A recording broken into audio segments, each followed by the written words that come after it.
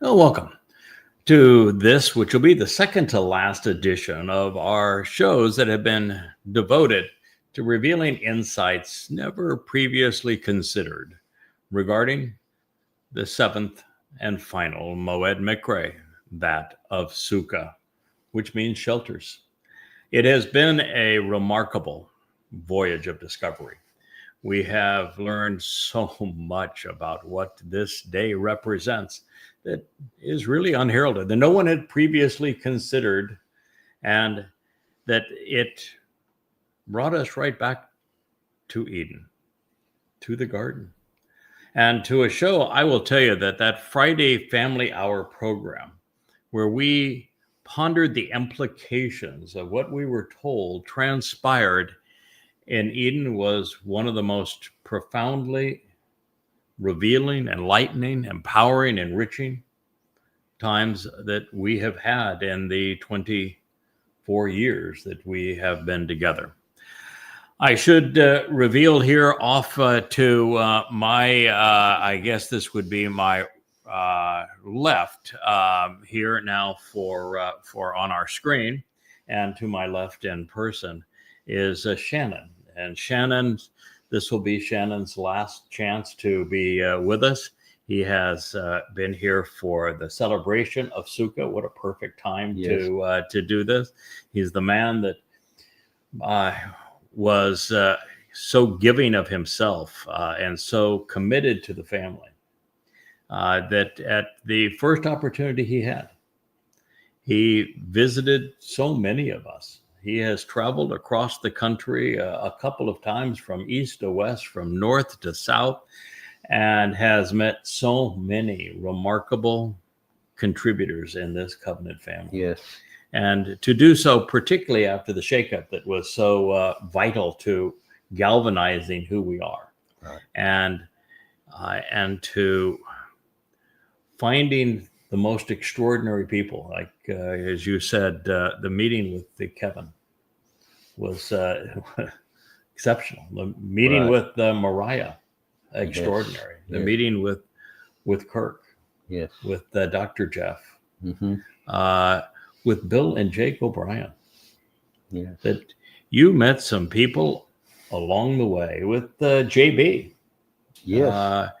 That were just exceptional. Where every moment of that time together was a celebration of what we have learned and are learning about Yahweh. Yes. And experiences you wouldn't exchange for anything. No, I would not. And here you are. You were able to come into Wookiee and Asher world with Leah and myself, and with Rich. And I think it's been a rich experience. It really has. Yeah. You've gotten to see how we live, which is pretty focused on a single thing. Yes. We wake up in the morning, we are all Yahweh all of the time until well after the sun sets at the end of the day. Yeah. This is the real deal. This is, I kind of feel guilty a little bit. I'm vacationing, having fun, meeting everybody, and which you should be doing. We're celebrating Sukah. Yes, and it's I'm seeing everything real time by being here.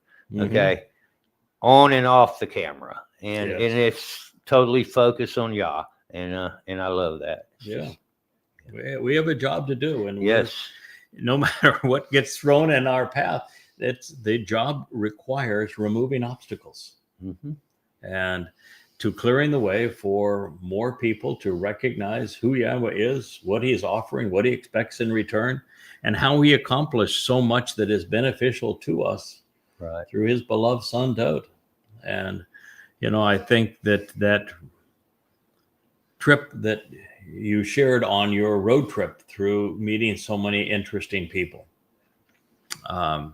was one of the most endearing. And then you were a full participant in the one that was among the most revealing. So it's been a wonderful time here with you. Asher is trying to make sure you stay. She's guarding the door, and Wookiee is in your lap. So it's concluding as it as it should. So we've been delighted, and now we're going to continue our story of Sukah and see what else we can learn about this glorious time with Yahweh. Because what we have found, and your stay here in our little island paradise, this garden that surrounds us, and it is a joyous garden that we live in the midst of, is a taste of where we are going. And that's really what Sukah represents. It really means nothing more, nothing less than Yahweh has a comprehensive plan to take us back to the place that all began, but without malcontents, no mother goddesses, no dimwits that aren't willing to think it through, no twisting of his testimony, no hiding oneself because somebody is uncomfortable being exposed to Yahweh. No blaming others for being led astray. Right. We're returning to a realm of no religion and no politics, and no conspiracy and no militarism, where it's just us and Yahweh. Not a lot of us either. Right. And we're re-entering the garden. Everything that we have been told from the story that transpired in the garden, all the way to our return to the garden, is one cohesive story about what Yahweh wants to achieve with us. And if you know what happened in the garden and know how to deal with that in terms of the circumstances we face today, then perhaps you're among the few who are prepared to enter that garden, exposed to Yahweh, comfortable being exposed to Yahweh. And that is really the message of this story. Are you like Adam and Chakmah, who had to hide, who had to cover themselves up? They didn't want to be seen. Just like the children of Israel during the beginning of the Exodus didn't feel comfortable being exposed to Yahweh. Told him to go away. Didn't want to hear his booming voice or see his brilliant light ever again. Right. So it's all being, do you recognize what Yahweh achieved through Dowd? Where we were made immortal by the fulfillment of Passover, as Dowd's body became the symbol of the Passover lamb. And that by being immortal, we don't have to fear death. And that he then took our guilt and carried it into Sheol on his nephesh soul, such that we don't have to be uncomfortable exposed to him. I mean, you can't get much more exposed to Yahweh than you have been here in our little island garden home, because it is all we do all of the time. And the more we're exposed to him, the more comfortable we get around him, the more we enjoy him. I had the opportunity, as I said, Shannon, to you just a moment ago, to have to actually drop it down from here to here for the show. Normally, I try to build it up so that I'm, properly enthusiastic sharing God's message, but I had to drop it down a lot because Rich and I spent the last 40 minutes or so reading and discussing 2 Samuel 6. And I want to tell you, it was written, every word of that was written now. Right now in our situation here. And oh my God, does Yahweh and Dowd have our back? Yep. And are some people in serious trouble? Oh, yeah. Mm-hmm. Yeah, you ought to be. It is. For the ones that are out there worried about their 401ks, you got more to worry about. You got more to worry about than that. Yeah, it was, it is, it was, it will be extraordinary. It's one of the most extraordinary prophecies. You just read it and say, oh, yay. It was all laid out there. And not a soul understood it until this moment. And the moment we're finished with our Sukah presentations tomorrow, we're going to start right into that, because it's riveting. It's so uplifting. It's so encouraging. It's so transformational and affirming that we know right who we are and what our role is in all of this. And Yahweh goes so far as to say that everyone associated with this, he's extolling, he's commending, he's uplifting, he's blessing. Because this role is so important at this time, and to his son, who's now, as you read this, he is fully engaged, completely supportive, totally understands exactly what we're achieving together and how we're going to make it so. And well, it's truly beautiful. So with that, let's finish our thoughts on Sukah. Yep. It says, by Sukah. Now, Sukah, what is Sukah? We've gone through this in previous shows, but as a reminder, if you want to know the meaning of a noun or a title in Hebrew, where do you go? Where do you go, Shannon? If I say that I want to understand what the word Sukah means, what is this most valuable thing I could go to? The root word? The root, not just a root, the verbal root, The actionable root. Okay. Vivid, actionable things define words. Words are the way that we come to know and appreciate God. Right. And everything with God is actionable. You can't sit on your duff. You're either engaged in the process or you're nothing. Yes. You know, one of the things that is really interesting about this fellow that we're going to meet called Obed-Edom is Obed is based on the Hebrew word for abad, which means to work. Okay. And Edom is based upon the Hebrew word for Adam, the man. The man works. So actionable things, you want to be with God, work it. What did you first do when you heard me on Coast to Coast with George Norrie? I worked at learning. You went to work, right? You went to work. You prioritized learning. You devoted the time to knowing, and then you did something that so few people can do. You went from knowing to understanding. And understanding is where the power is. Yes. So you want to understand what Sukah represents. The first thing that you should do is go to the verbal root. And there is one. It's Sukah. And you probably know now what Sukah means. Covering. Covering. Yeah. Yes. And so it's with covering, by protecting, by enclosing. And should you want to go from knowing, and that's how you know what Sukah means. There's something more valuable than knowing what Sukah means. It's understanding what connections we can learn from it. What does Sukah represent? We know what Sukah means now. It means to cover, to protect, to enclose, right? So is there a word out there that might be similar to that might be germane to this? And indeed, Gan Eden. Gan means garden.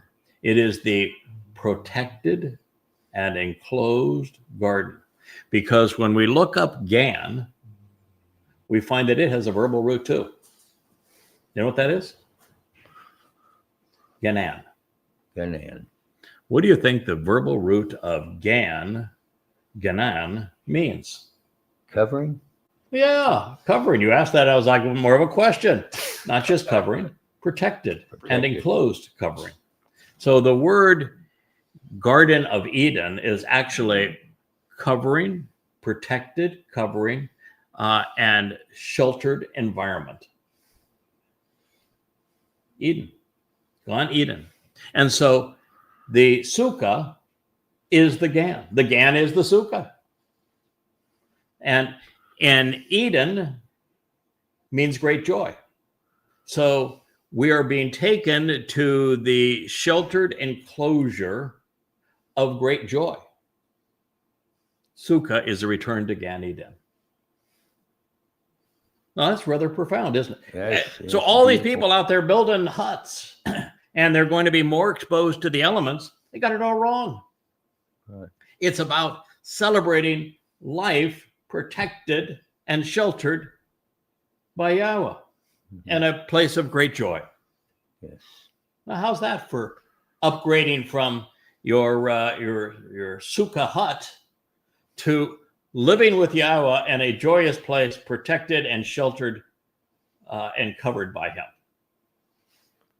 Pretty cool. It sounds pretty nice to me. Very nice to me. Yep, I like it when Dad provides the housing, which is basically what he's saying. I'm going to provide the Sukah. So with HaSukah, the Sukah, you should live. With the Sukah, you can live. With the Sukah, you can inhabit and dwell. Yashab means you can inhabit, you can live, you can remain, you can dwell, you can hang out. And so within Sukah, within HaSukah, you should dwell, inhabit, live, and remain for 7 days. Why 7? 7's key number, isn't it? 7. What does 7 mean? It's based on the root, which means to promise, right? So it's I am promising that you can live and remain with Sukah. Well, pretty good. Pretty good deal. That's simple interpretation of it. 7, of course, is symbolic of the fact that there are 7 steps to God. Pesach, Matzah, and Bikurim, which Dode fulfilled, Shavuot, Teruah, and are the intermediate harvests. Teruah then setting up the events of Kippurim and Sukah. There's 7 of them. 7 lights on that menorah that's spinning over this shoulder and sitting on the shelf over that shoulder. I'm sitting between 2 menorahs. Pretty comfortable spot to be. All representing 7. So, with HaSukah, you can live for 7 days. Now, is God saying you're only going to live for 7 days? No. 7 days represents the 7,000 years that we get to be part of God's story. From Eden back to Eden, Gan to Gan. But it doesn't even end there, because God said there's an 8th day, which represents eternity. And eternity is a long time. Yes. And it says here then, all the native born within Yisrael. Native born within Yisrael would speak of Judaism, right? No. Native born within Yisrael, Ha-Ezra, those who rise up, come forth, and shine within Israel, which means those who engage and endure with God, speaks of an ethnicity. They would be the descendants of Jacob. And so the 7 sons of Jacob became known as Yisrael.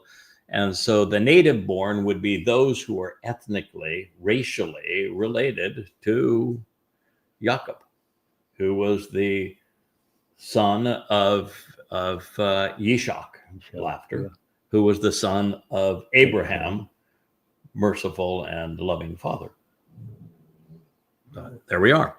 So all of the native born within Israel should actually and consistently yashab, should remain, should live, should dwell, should abide in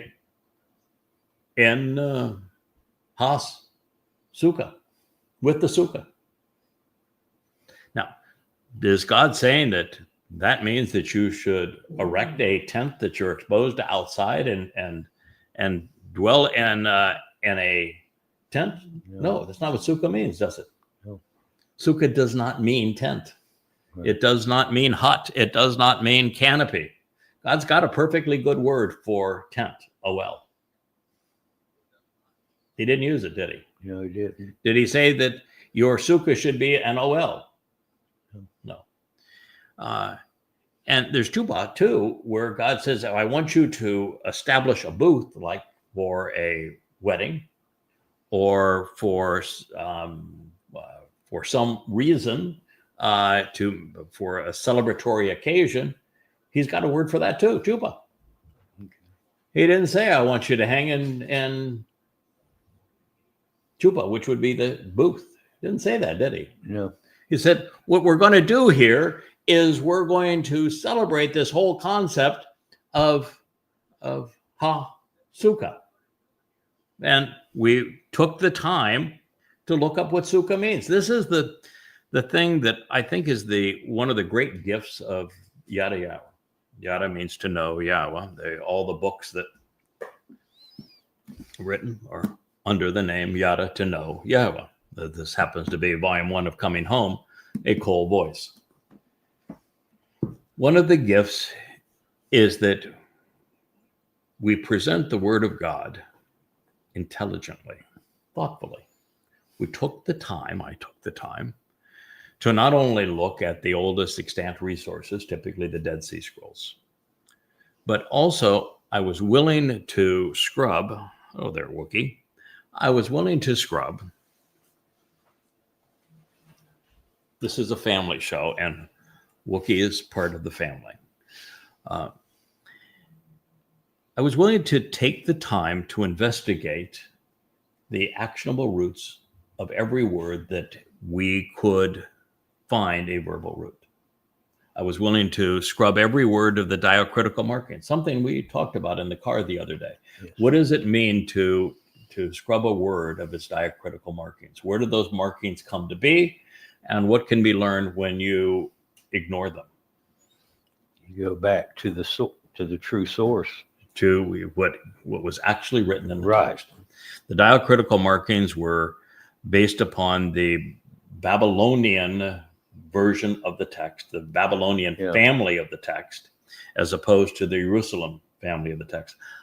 My guess is that, just from a proximity sort of thing, the Jerusalem family of text is probably better than the Babylonian. I would think so. Yes, think so. And the oldest Babylonian Masoretic text dates to the 11th century CE. Right. That would be the Codex Leningratus.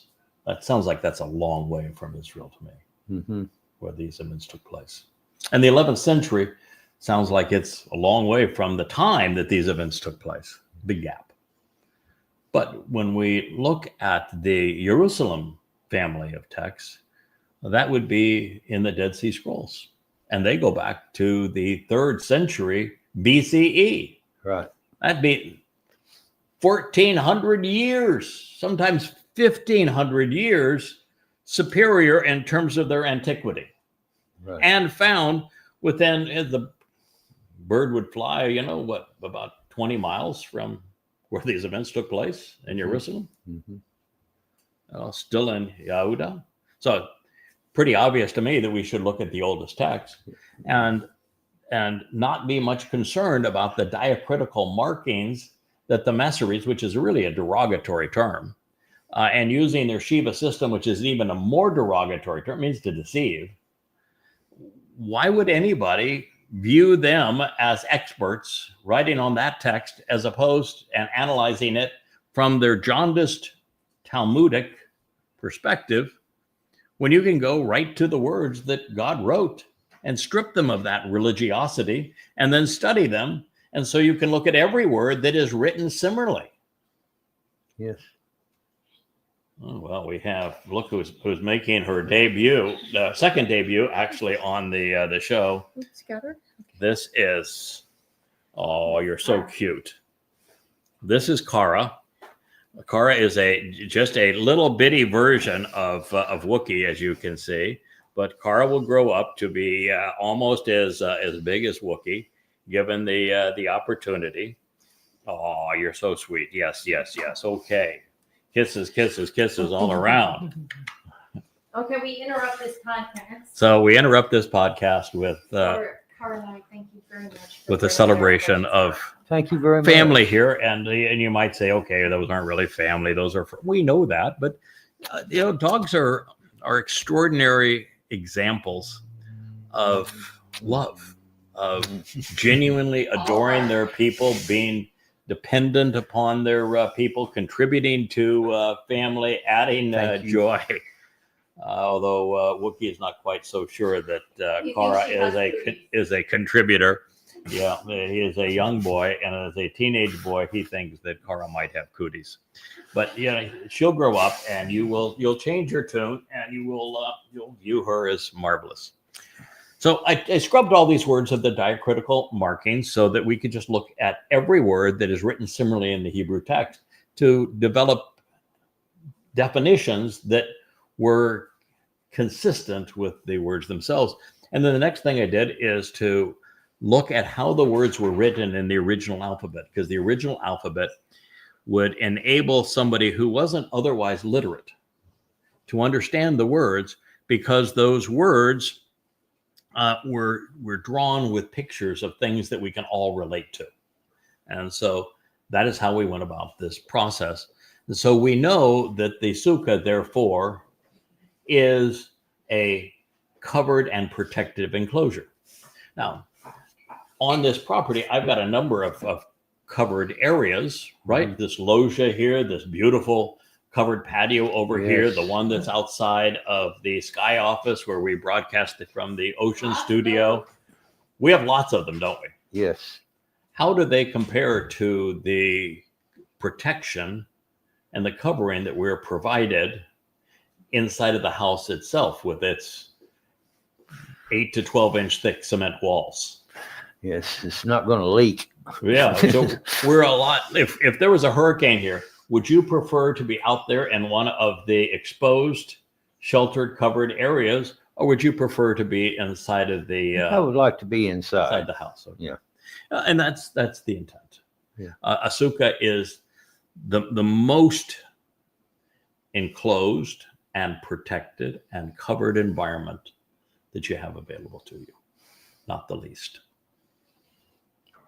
So it's important to understand these words. So all of the native born, Ha-Ezra, those who rise up, come forth and shine of Yisrael, should actually and consistently, continually dwell. They should live and remain in the Sukah, so that your future generation's door will know Yada, will come to know through Yada, that indeed I lived within a Sukah, within this covered and protected enclosure, a Sukah, with the children of Israel, when I myself brought them out of the land of the crucibles of political oppression. Oh, it's I camped out with you. I was one with you. I want you to live with me like that. I want you to trust me to be your protection. Because when he brought them out of Mitzrayim and the little Mitzrayimers were off chasing them, what did God do? He protected them. Yes, he did. When they found all sorts of people that were nipping at them and wanted to kill them, what did God do? He protected them. And so God is saying, I camped out with you then. Let's camp out. I want you to be reminded of that journey. Now, I shared with, I think it was Rich earlier today. There's a reason that rabbis have all their Talmudic books open and they read them like books and they're surrounded by their Talmudic books. Right. But that they take the Torah of Yahweh and they put it inside of this enclosure. Kind of looks like Trump's White House, all gold and silver, and they dress it up like a whore. Right. And they lock it all up, and that even if you wanted to read it, you have to unroll it like a scroll. You can't read it like a book. And there's a reason they do that. And they keep their Talmud open. Why? Because the rabbis and Judaism are spoken favorably in the Talmud. And what does it say about the children of Israel and the Torah? Tells the truth. It tells the truth. Yeah. That they were rebellious, that they were obstinate, they were ornery, they were impossible to be around.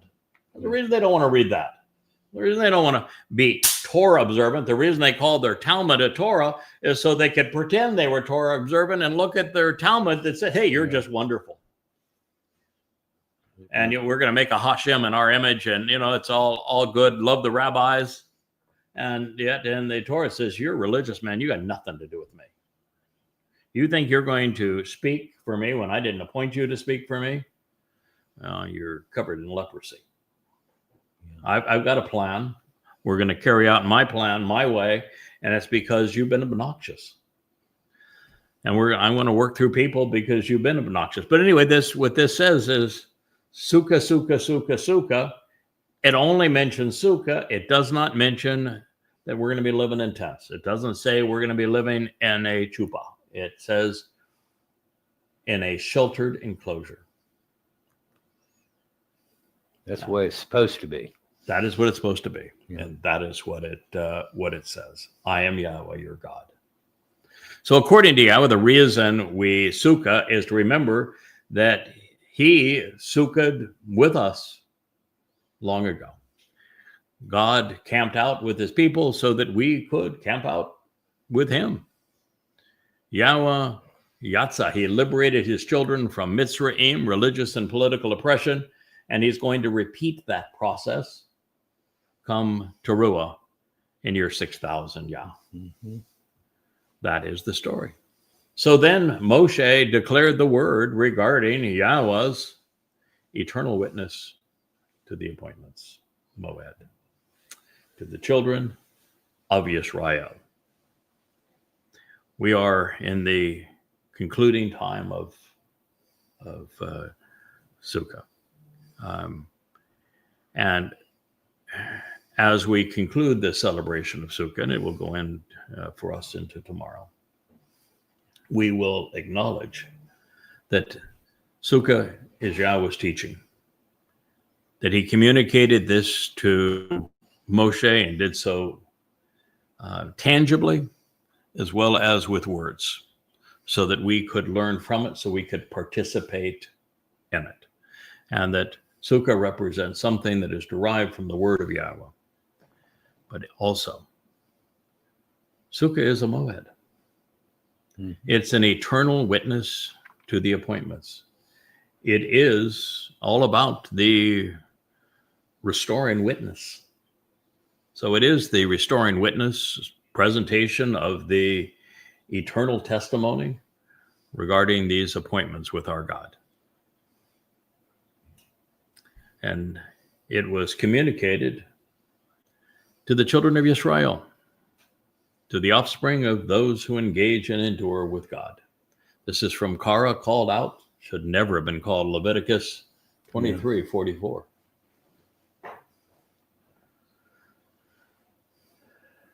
God's Torah presentation of the seventh and final Mow'ed, therefore, began, and I will just walk us through what we have considered up to this point. Let's let Yahweh describe what he wants us to enjoy as we Sukah with him in this elegant Gan surrounded by the sea. Yahweh spoke to Moshe to say, Korah 23:33, converse with the children of Israel to say, on the 15th day of the 7th month is the festival feast, the Chag of shelters of Sukah, for 7 days to be near Yahweh. What's the purpose? To be near Yahweh. To be near Yahweh. Pretty straightforward. That is the purpose. And it is a chag, which means it is a Shabbaton. Feast. a chag. That's a party. It's a party. It's a celebration. Party, feast. He wants us to celebrate on the 15th day of the 7th month a festival feast, a party, a celebration to be with him where we are sheltered by him.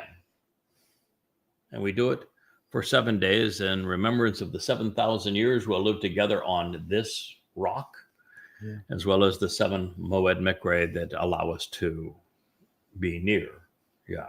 And the purpose, to be near Yahweh.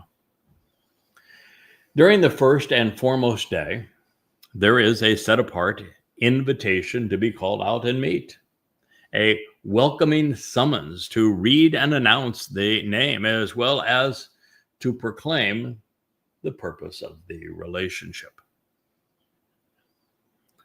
Set apart means uncommon. What's the most common thing in our world? Man's Religion world. and politics. There we go. Yeah.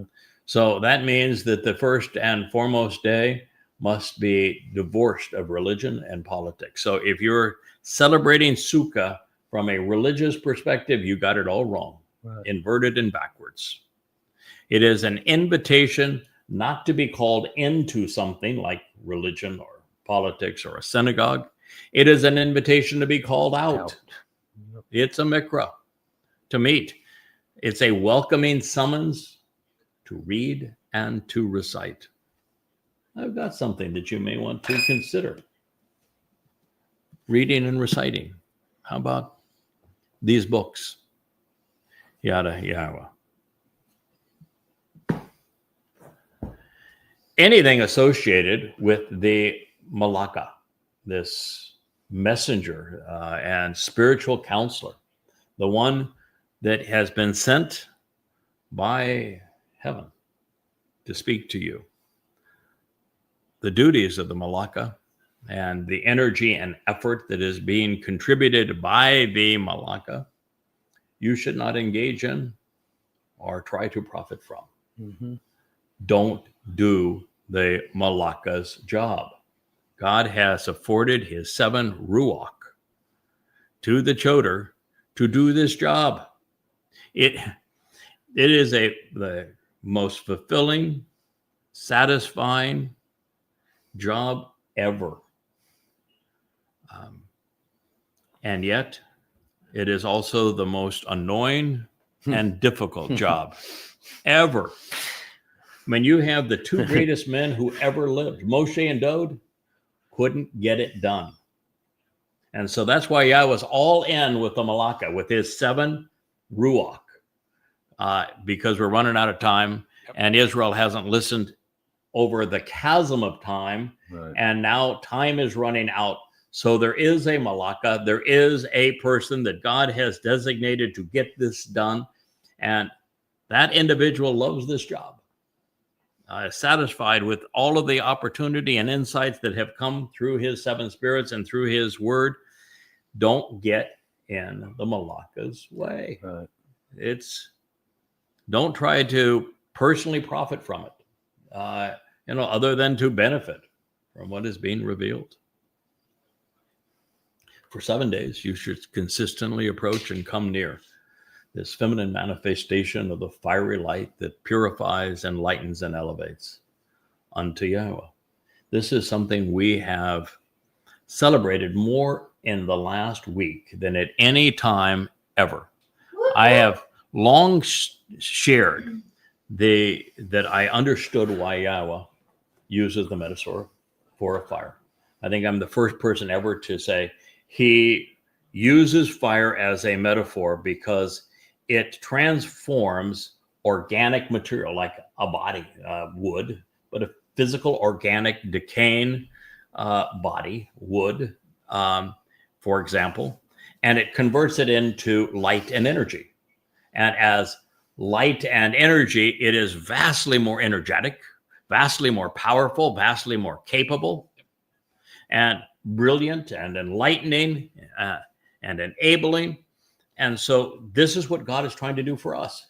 He says these physical bodies that are the receptacle right now for your soul I will transform them just like the fire transforms the wood into light and energy. And then with your soul enveloped in light and energy, you are going to be hugely empowered. E equals MC squared.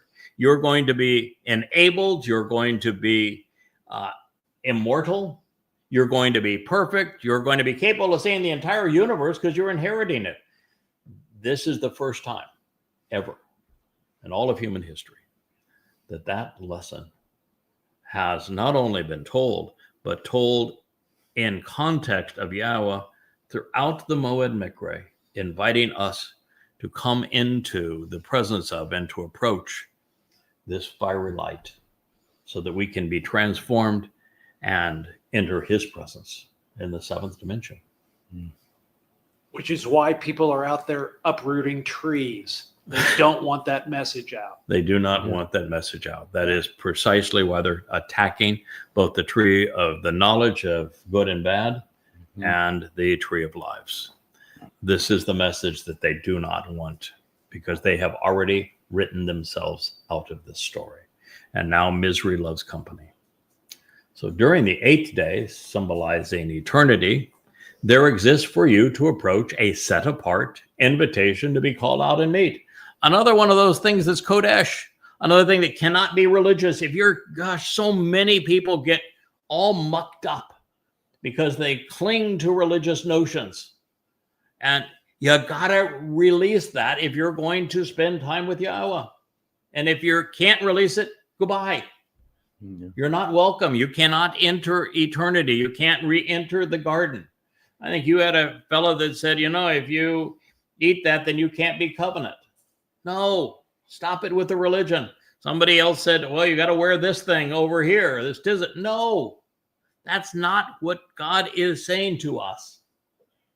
You've got to stop that which is common, therefore religious and political and conspiratorial, and be set apart unto him if you want to be part of this. So during the 8th day, to celebrate eternity, there exists for you to approach a set apart, a Kodesh invitation to be called out and meet. Called out, wouldn't that be brought away from the corruption of man and to the family of God?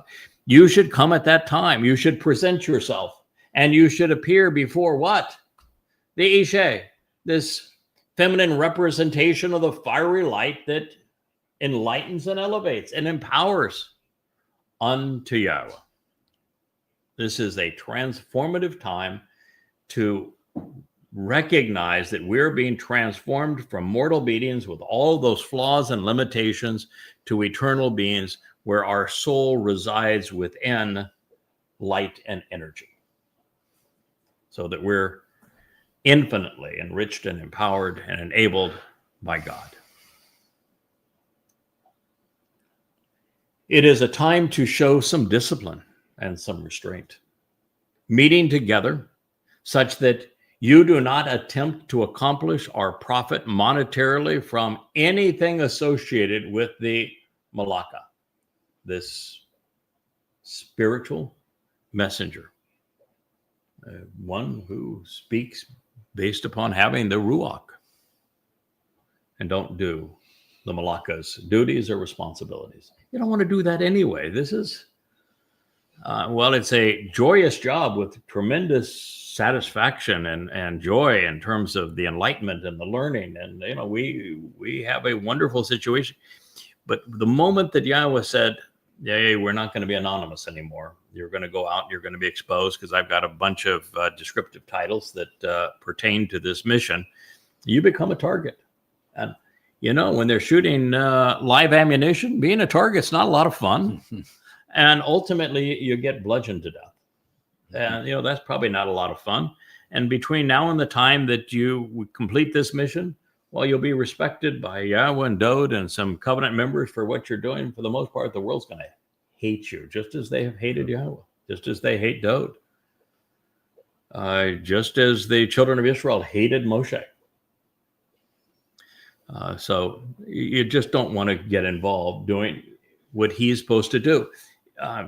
It was really clear in 2 Samuel 6 when talking about how Yahweh was commending and extolling the work of Obed-Edom, that he's also commending and extolling all who work with and are associated with Obed-Edom. So there is lots of credit to be shared.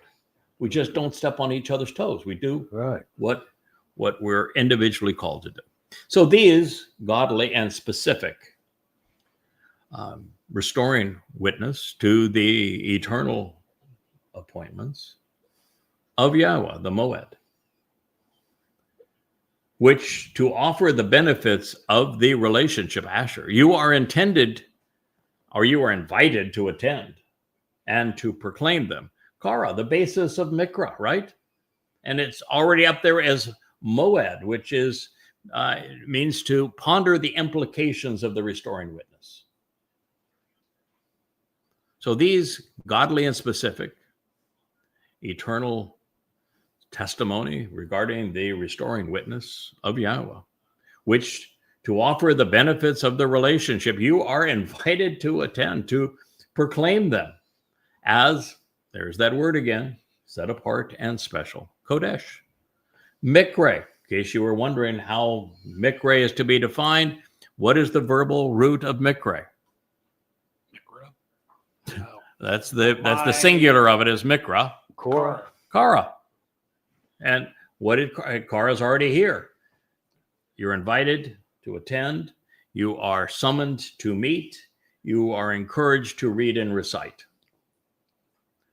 Miqra, plural of Miqra, of these invitations to be called out and meet for the purpose of, what's the purpose? To approach this feminine representation of the fiery light to enlighten and elevate unto Yahweh, so that you are transformed from little tiny, insignificant, decaying physical beings with your soul trapped in a body to being liberated as energy and light, therefore being able to travel throughout the universe, being able to approach Yahweh in the seventh dimension, being comfortable in Yahweh's presence, being completely exposed and still brilliant, empowered, enriched, enabled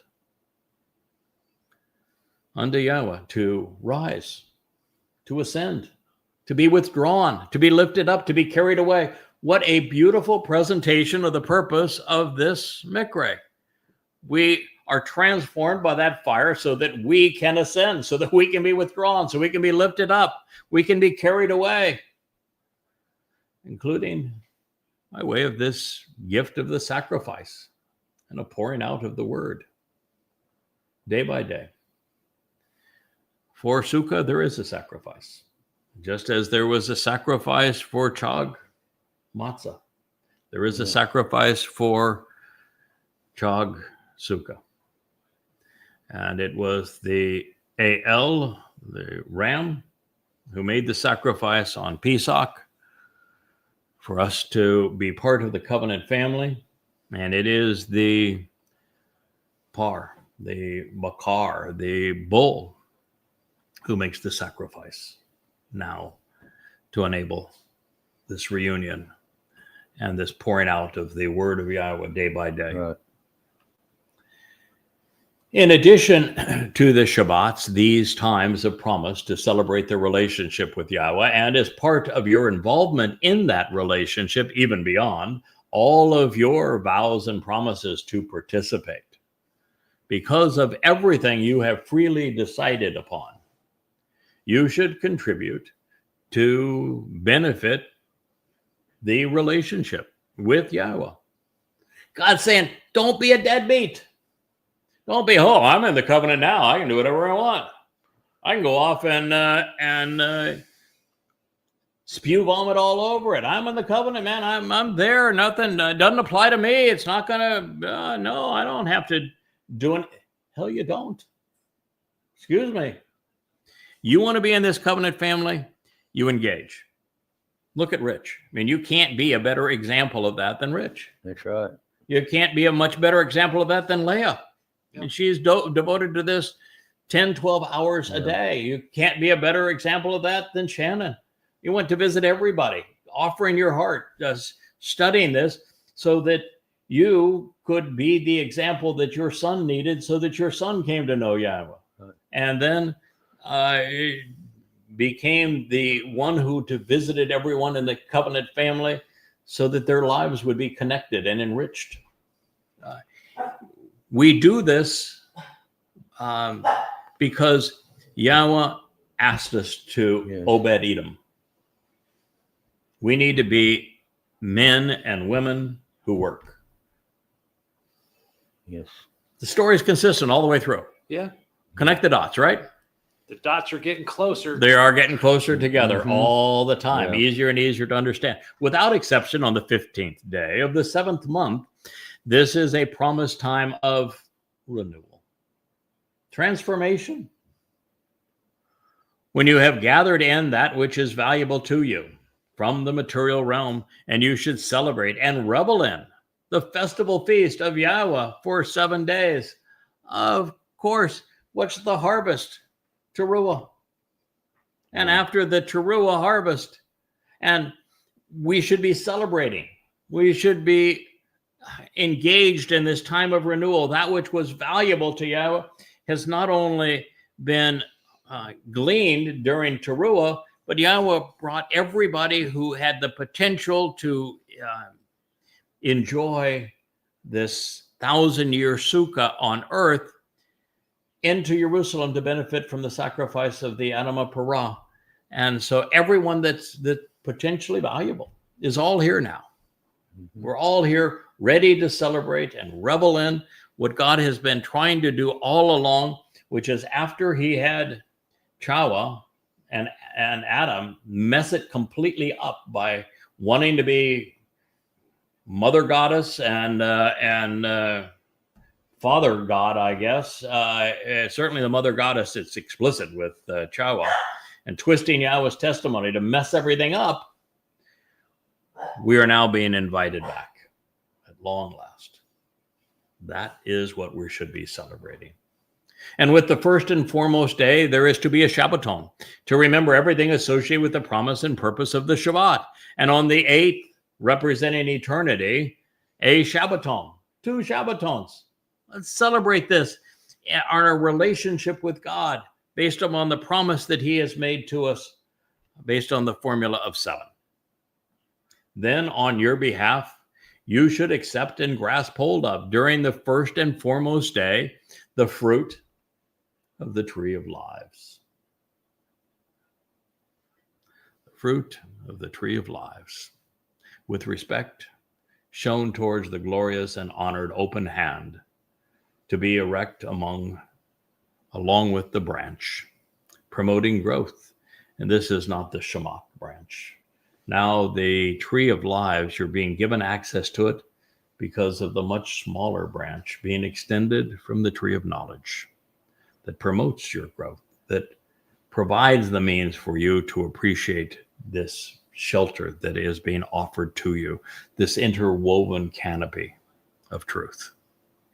All is a pledge to exchange the dried up and the lifeless, that wood that we burn for the fire,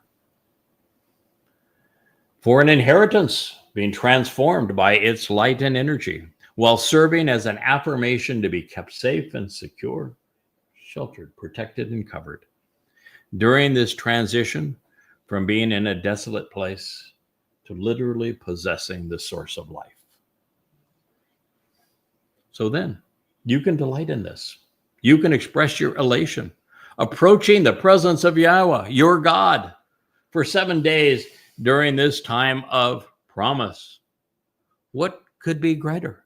You told those who were saying, why are you leaving? Because I get to spend time in the very presence of the creator of the universe, Yahweh. Mm-hmm. And I get to do something that makes an enduring contribution to his family.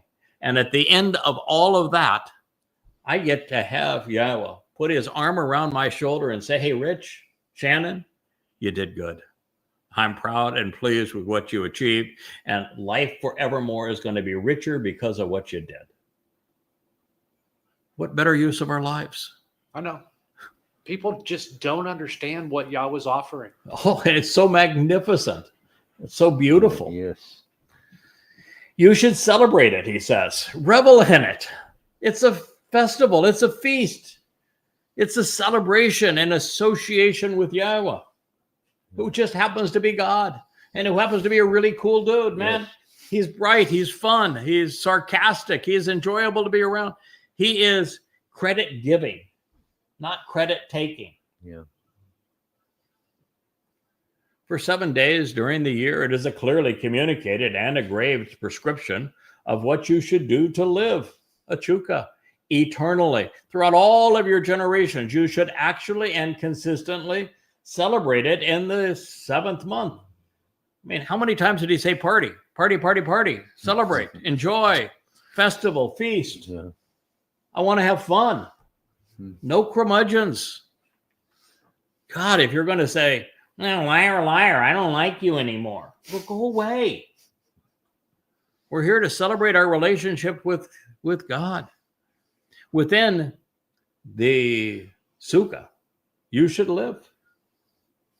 Within the whole concept of being covered and protected by God, you should live for these 7 days. Enjoy this time of promise.